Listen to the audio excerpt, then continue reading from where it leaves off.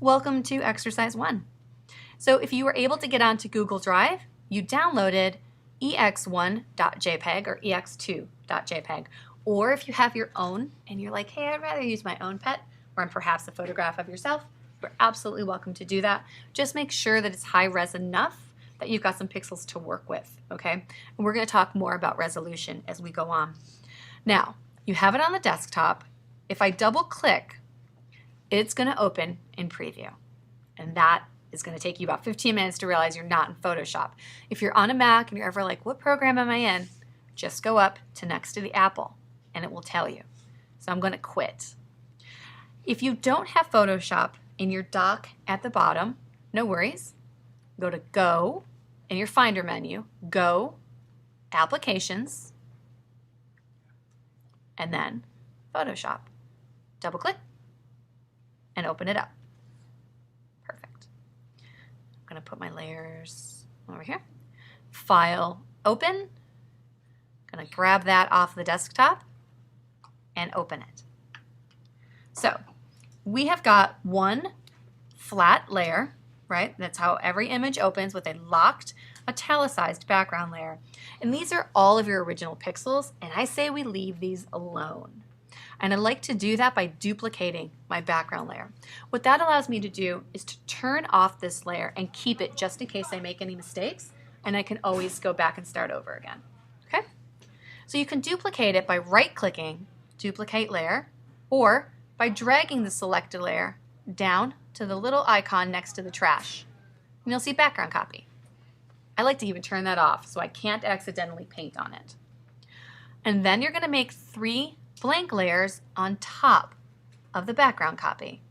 You can do that with this little icon next to the trash by going 1, 2, 3. And let's name these. Call one Details. You can call the other Most Painting. You can you get extra credit for making me laugh with your layer names. But also you need to know what they are. So I'm going to interrupt this lecture to talk about layer hierarchy. Say on here, I'm going to just get a normal, oops.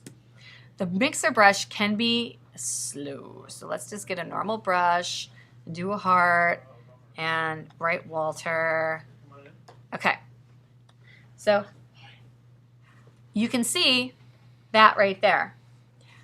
Walter, big ol' heart. Why can't you see it now?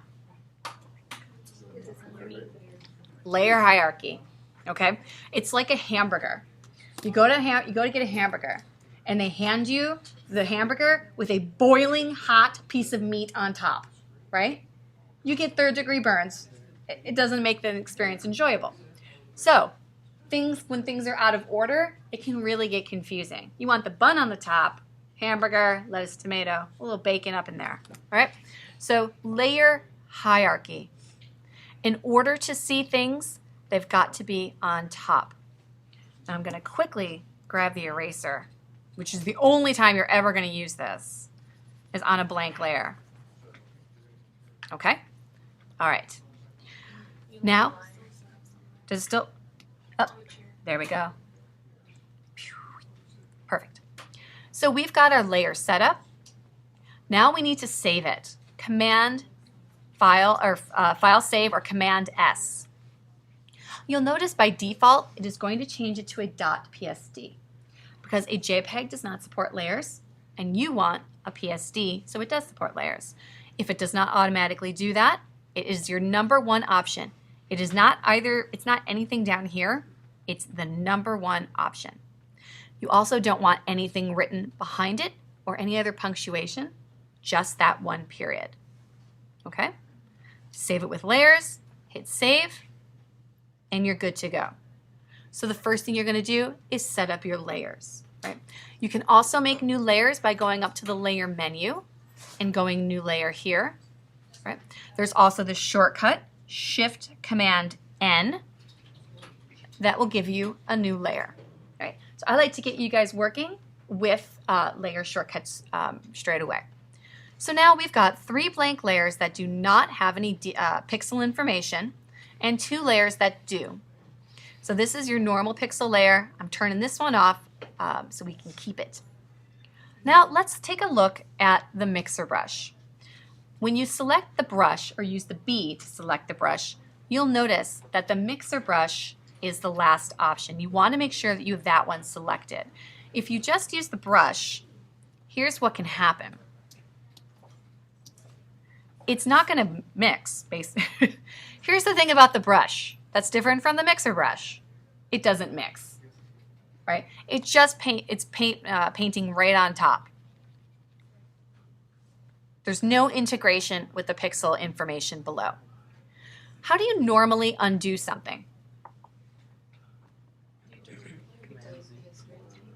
Let's delete the history. Command Z is like, nobody does that anymore. That's just very passe.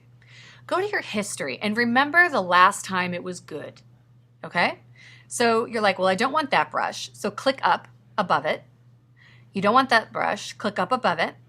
You don't want that one, click up above it and go back up to the eraser.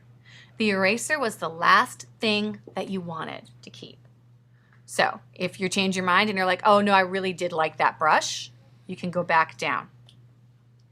So the history lets you make really big decisions pretty easy. So if I wanted to go back to my original file, I could. If I wanted to go back to my layered file, I could. Now, this maxes out at like 99 maybe. You can go into this little menu here, go to History Options, and you notice how it's linear, like I can only go up and down. You can change it to non-linear, where you can pull certain things out. I find that very annoying, but some people love it. Some people love being able to pull like the second one out without getting rid of the third or fourth. That is where your option is, right? Under this little guy right here. If you want to change the number of history, go to File, Photoshop, Preferences, File Handling, Performance. In Performance, it says right now it's set to 1,000 history states, which really, when you're painting, happens really pretty quick. All right, I'd say that's pretty good. If you go, well, actually, that's as high as it'll go. So that's pretty good. If you're finding your computer's like slow, then take that down a little bit because that does suck up a lot of energy. All right, any questions about history? We ready to paint? Let's talk about some of these options. Let's put that there. We've got, so we don't want the brush, we want the mixer brush. And you'll see this little icon here because, and also I would love if you guys checked out these Wacom's and tried to use the stylus. And if you're like, I have never used one of these, here's the trick. When you put it down, don't move your elbow. Pretend your elbow's like, you know those desk lamps that swivel? Your elbow is that point from which it swivels.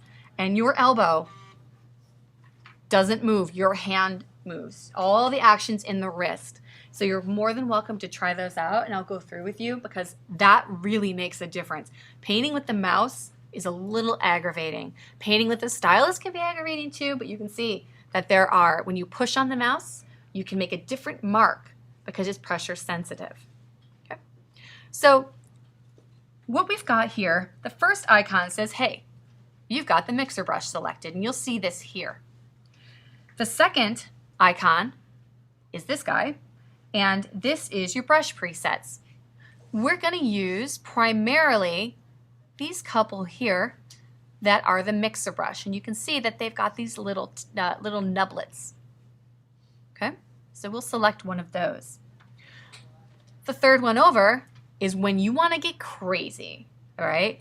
If you take my advanced class, we go in and we start changing the spacing and changing the color and changing the bristles. And if you're like, hey, I want to learn some of that, if we've got time, we'll totally go through it. Or you can experiment in there, but that on the brush panel is where it gets kind of fun. Now, you have got the load color. Now remember, you want to hold down the eye. Don't release the eye. Hold the eye, click. Hold the eye, let go. You don't want to just hit the eye or it takes you out of the brush. If that happens, just hit B to go back to the brush. No big thing. okay?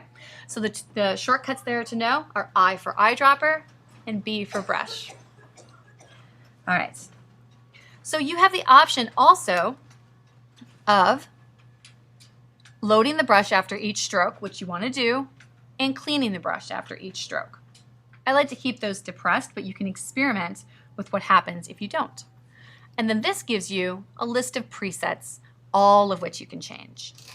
You've got the wetness, which controls how much paint the brush will pick up from the canvas, right? So how much, right now, it's going to pick up 100% of the brush, of the paint sampled from Walter. The load specifies the amount of paint loaded in the reservoir. At low rates, paint strokes dry out more quickly, right? It's just like actually painting. If you had a paintbrush and you put like a dab on there, it's how long that would last if you were painting, right? So it's not going to go on forever. You may make a line, and at the end of the line, it'll start to eke out a little bit. All right, if you've actually painted on canvas, some of this stuff hopefully is making a little sense. And the mix controls the ratio of canvas paint to reservoir paint, right? You've got your flow, and your flow is right here. Sets the rate at which color is applied as you move the pointer. And this is the big one that everybody forgets, and it doesn't work. So it's okay. You're all going to forget it. I'm going to walk around, and I'm going to be like, check it. And you'll check it. It'll be good to go. Sample all layers.